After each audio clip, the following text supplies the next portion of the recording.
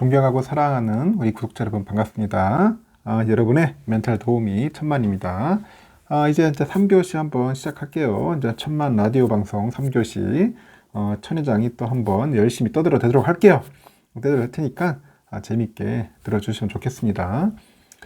제가 반도체 관련된 이야기를 많이 하네요. 반도체. 삼성 하면 반도체야. 반도체, 그 스마트폰. 이 두 개가 거의 뭐 삼성을 먹여 살린다고 해도 과언이 아닌데, 반도체, 또 뭐 메모리 반도체, 뭐 비메모리 반도체, 뭐 다양하죠. 비메모리가 좀 삼성이 약하죠. 좀 약간 늦게 출발했으니까. 근데 앞으로는 뭐 늦게 출발했다고 해도 잘할 것 같아요. 잘할 거 있을 저는 그렇게 믿습니다. 뭐 수율 문제도 있고 여러 가지 있다고 하는데, 그럼 처음부터 잘하는 업체가 어디 있어? 다들 처음부터 힘들었지. 뭐 삼성전자 메모리 반도체도 처음부터 잘했어요. 오랜 시간을 끌면서 계속 연구 개발해가지고 지금까지 위치에 온 거 아니겠습니까? 뭐 비메모리도 마찬가지로 생각해요. 메모리처럼 끈기 있게 하면 될 것 같아. 근데 중요한 게 뭐냐? 이 메모리 반도체를 이끌었던 그 경영진들, 이 경영진들이 참 잘했어요, 그때. 근데 비메모리도 마찬가지야. 현재의 경영진들이 잘해야 돼요. 응? 어리버리하면 안 돼. 어리버리하면 안 되고, 특히 연봉도 수십억씩 받아가면서 지금 제대로 못하는 것 같은 느낌도 약간 들어요. 약간 스마트폰 보니까. 약간 전에 뭐 언급했지만 GOS 문제도 아주 명쾌하게 해결도 못 해가지고 이렇게 하면 안 된다는 거죠. 이제 와서는 이제 막 버벅대면서 이제 업데이트 한다 하지만은 초반부터 잘했어요. 초반에도 이런 거 딱 미리 한번 사전에 시뮬레이션 돌려보고 했어야 하는데 이런 부분이 좀 약간 아쉬웠던 거죠. 앞으로 좀 우리 경영진들이 좀 정신 좀 차렸으면 좋겠어요. 지금 보니까. 이재용 부회장이 좀 더 집중을 해야 돼. 이제 사업적으로, 이런 쪽으로 해가지고 관심을 더 가져야 할 것 같습니다. 지금 뭐에 관심 갖는지 모르겠는데, 하여튼 요번 주주총회 때 많은 분들이 가가지고, 우리 개미분들 많이 가서 좀 따지십시오. 따지고, 좀 잔소리도 하고, 가서 한번, 고성도 지르고, 말도 안 말 안 들으면 욕도 하고 그런 겁니다. 가서. 주주니까 할 수 있는 거예요. 주주니까. 이번 시간에는 그 차세대 D램에 대해서 한번 이야기를 해볼게요. 보니까 LPDDR5X라 하는데 이름도 길다야. DDR5X. 일단은 이게 지난해 최초 개발한 그 D램인 것 같아요. 이제 성능을 이제 검증시키겠죠. 하여튼 최근에 삼성전자가 이제 14나노 기반의 LPDDR5X D램을 퀄컴의 최신 모바일 플랫폼에 탑재해가지고 이제 성능 검증을 마쳤다고 이제 밝혔다.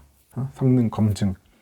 퀄컴의 그 스냅드래곤 모바일 플랫폼에 LPDDR5X의 8기가짜리 그 패키지를 탑재해가지고 업계 최고 동작 속도 7.5Gbps 이걸 기록했다 하네요. 상당히 빠른 거죠. 7.5Gbps, Gbps 속도면은 빠르다. 1초당 전송되는 기가비트 단위의 데이터라고 하는데, 하여튼 LPDDR5X는 삼성전자가 지난해 11월 업계 최초로 개발한 차세대 모바일 D램입니다. 모바일 D램이에요. 보기만 해도 용어가 생소하죠. 생소합니다. 저도 뭐 이렇게 막 친근감 있는 용어는 아니에요. 그래서 이거를 한번 잠시 좀 보는 시간을 볼게요. 설명하는 시간을 가져볼 텐데, D램이 뭐냐? D램. 이 D램이 뭐냐? 이 D램은 그 영어로 랜덤 액세스 메모리라고 하는데, 이걸 종류 중 하나라고 합니다. D램은 램의 종류 중 하나다. D램은 램 종류 중 하나다. 그 램이란 뭐냐? 정보를 읽을 때 약간 순차적으로 이렇게 읽는 게 아니라 무작위로 랜덤으로 읽을 수 있도록 읽어가지고 읽기 쓰기 속도가 빠른 메모리다. 랜덤으로 읽는 거야. 랜덤으로. 순서로 읽는 게 아니라 랜덤으로 읽는다. 읽고 쓰고 한다는 거겠죠. 그래서 이 중에 D램은 그 데이터를 저장할 수 있는 메모리를 뜻한다네요. 저장할 수 있는 메모리, D램. 그 전원이 꺼지면은 데이터가 날아가는 그 휘발성 메모리예요. 전원 딱 꺼지면 날아가겠죠. 용량이 크고 또 속도가 빠르다는 특성을 지니고 있어요. 용량이 크다. 속도가 빠르다. 그래서 이제 컴퓨터나 모바일 기기에 그 CPU죠. 중앙 처리 장치의 연산을 돕는 일종의 고속 메모리다. 고속 메모리. 그렇게 이야기 됩니다. 같습니다. 고속 메모리다. 그럼 DDR은 뭐야? DDR. 더블 데이터 레이트라고 하는데, 이 D램 종류 중 하나입니다. 또 DDR도 초기 D램은 컴퓨터의 동작 리듬에 맞춰가지고 한 번의 클럭에 한 번의 데이터를 보내거나 받았다. 근데 이걸 SDR 해가지고 SDR. S는 얘가 싱글이죠. 싱글 데이터 레이트. 이렇게 한 번에. 그래서 이제 여기서 클럭이라는 거 뭐냐? 전압이 왔다 갔다 하는 사이클 말하네요. 클럭이라는 클럭은 전압이 왔다 갔다 하는 한 사이클을 말하는데 D램은 이 클럭 단위로 움직인답니다. 이 클럭 단위로 움직인다. 이에 비해서 DDR은 한 번의 클럭 신호에 데이터 두 개를 처리하는 거야. 더블이니까. 그래서 CPU 속도가 막 비약적으로 막 빨라지면은 이에 맞는 속도의 메모리가 필요해지는 거겠죠. 그 낮은 전력으로 한 번의 클럭에 데이터를 두 번 전송하는 거야. 그래서 DDR D램이 탄생하는 겁니다. 두 번. 그 사람으로 치면은 뭐냐? 24시간 중 한 가지 일만 처리하다가 두 가지 일을 처리할 수 있게 된 거죠. 일의 효율이 결국은 높아질 수밖에 없는 겁니다. 그 DDR5, 그럼 DDR의 다섯 번째 세대란 거야. 5세대라고 하겠지.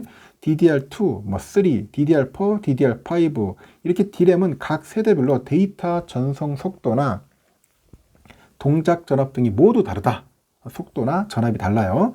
숫자가 하나씩 약간 높아지면 높아질수록 데이터 처리 속도도 이제 빨라지고 동작 전압과 소비 전력을 낮아지는 거죠. 전력이 낮아져야지 소비 많이 먹으면 안 좋을 거니까. 여기서 LP가 붙으면은 LP, 이 LP가 뭐냐? 이 L이 로우죠, 로우, 그 파워, 그러니까 LP DDR. 이거면 저전력 DDR이라는 거예요. 저전력 DDR. 그래서 LP DDR은 주로 이동성이 강조되는 그런 스마트폰, 태블릿 이런 모바일 기기에 들어가는 저소비 전력의 D램이다. 왜냐, 우리 모바일 배터리 빨리 나가면 안 되잖아요. 막 쓰는데 갑자기 막 전력 소비 많으면은 배터리 빨리 죽으니까. 그래서 LP DDR을 쓰겠지. 로우 파워로. 그 DDR과 마찬가지로 LP DDR2, LP DDR3, LP DDR5 이렇게 막 구분되는 거예요. 세대가 높아질수록 데이터 처리 속도와 소비 전력이 이제 향상이 되는 거겠죠. 향상이 된다. 그렇게 보시면 됩니다. 그 삼성이 2018년 세계 최초로 이제 8기가 그 LPDDR, DDR5 D램을 이제 개발한 데 이어서 작년에 LPDDR5X야. 5X를 처음으로 개발을 합니다. 그래서 그 5X의 그 동작 속도는 현존하는 모바일 D램 중 가장 빠른 최대 8.5 아까 기기 BPS였죠. BPS인데 하여튼 8.5 그 기가 쪽으로 하니까 상당히 빠르지. 이전 세대 제품의 LPDDR5는 동작 속도가 6.4였어요. 6.4기가였으니까 6.4에서 8.5로 팍 뛴 거야. 한 1.3배 정도 이제 빨라졌다는 겁니다. 여기에 또 저전력 그 동적 전압 기술 DVFS라고 하네요. 이거 참 다이나믹 볼티지 프리퀀시 스케일링이라는 것 같은데 하여튼 용어도 힘들다. DVFS 이런 도입을 통해 가지고 전에 그 LPDDR5 대비 소비 전력도 한 20% 정도 인전 줄였대요. 소비 전력을 줄였다. 그건 전기 많이 안 먹겠죠.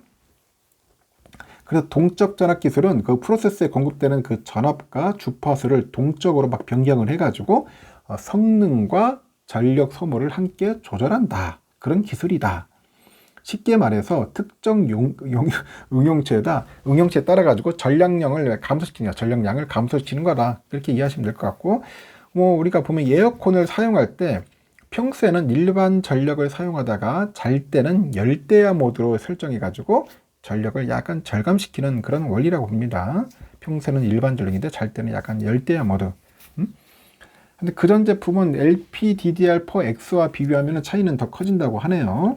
그래서 모바일 D램을 기존의 LPDDR4X에서 LPDDR5 변경할 경우에는 한 1년에 한 76GWh가 이제 절감됐다고 하는데, 이는 약 32만 6천 가구가 한 달 동안 사용할 정도의 전력이라 합니다. 엄청난 양이네요. 전력량이네요.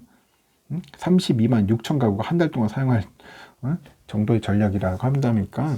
그러니까 부천, 경기도 부천 있죠. 부천 시민이 한 달 동안 전기 사용량과 비슷한 셈이다.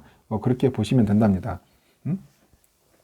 그래서 삼성이 그 저전력 회로 설계를 하게 되면은 칩 하나의 전력이 감소되는데, 사용자 입장에서 보면은 핸드폰을 사용할 때 그 사용 시간이 증가한다고 보면 된다. 오래 쓸 수 있다는 거겠죠. 충전하는 빈도수도 감소하고 전기 에너지도 덜 쓰고 결과적으로는 탄소 절감에도 아주 기여한다는 겁니다. 그래서 삼성이 이번 그 속도 검증을 통해서 향후 차세대 저전력 D램 시장을 선도하겠다, 그런 포부를 갖는 거예요. 그래서 퀄컴 모바일 그런 플랫폼의 협력을 바탕으로 해가지고 모바일 제품뿐 아니라 메타버스, 오토모티브, 게임, AR, VR, AR이 뭐야? 증강현실을 봐죠. VR은 가상현실, 고성능 PC, AI 등 이런 저전력 D램 시장의 응용처를 확대하겠다, 뭐 그런 건데, 그래서 삼성이 모바일 D램 분야에서 시장 1위를 차지하고 있어요. 시장조사 기관에도 봐도 삼성 모바일 D램 점유율은 작년에 3분기 기준 56%로 거의 2위보다 2배 정도 많습니다. 최근에 보니까 5G, 통신, AI, 메타버스 이런 게 급부상하지 않습니까? 앞으로도 이제 고성능 저전력 D램 수요가 이제 계속 늘어날 것 같아. 고성능 저전력, 이게 중요합니다. 그래서 언제 어디서든 대용량의 데이터를 고속으로 처리하기 때문에 D램의 수요는 늘어날 수밖에 없는 구조다. 그만큼 향후 업계의 전망도 밝을 수밖에 없다. 그래서 모바일 분야에서 차별화된 그 저전력 기술을 바탕으로 해가지고 강력한 시장 지배력을 유지해왔으니까 향후에도 프리미엄 저전력 D램 시장의 성장을 주도하지 않겠습니까? 삼성전자가. 이런 면에서 보면은 삼성전자 상당히 진짜 훌륭한 기술을 가지고 있는 업체예요. 이런 업체에다 여러분들 꾸준하게 모으고 싶지 않나요? 단순히 뭐 주가만 빠졌다고 해가지고 막 짜증낼 게 아닙니다. 기술력 있지, 실력 좋지 하니까 이런 거 미래를 보고 하는 거예요. 저는 이 지금의 주가를 보고 떨어졌다 해서 투자하는 게 아니라 이렇게 기술력 있고 열심히 잘하고 앞으로도 좀 더 성장하리라, 그 가치를 보고, 기업의 가치를 보고 투자를 하는 거니까 여러분들은 모르겠습니다. 저는 그렇게 생각하고 여러분들도 한번 잘 판단해 보세요. 그래서 삼성을 점점 알기 시작하면은 저와 같은 마음을 좀 이해하지 않겠나 하는 생각이 듭니다. 3교시는 여기까지 할게요. 오늘 하루도 여러분들에게 좀 영광이 가득한 그런 하루가 되었으면 좋겠습니다. 좋은 하루 보내십시오.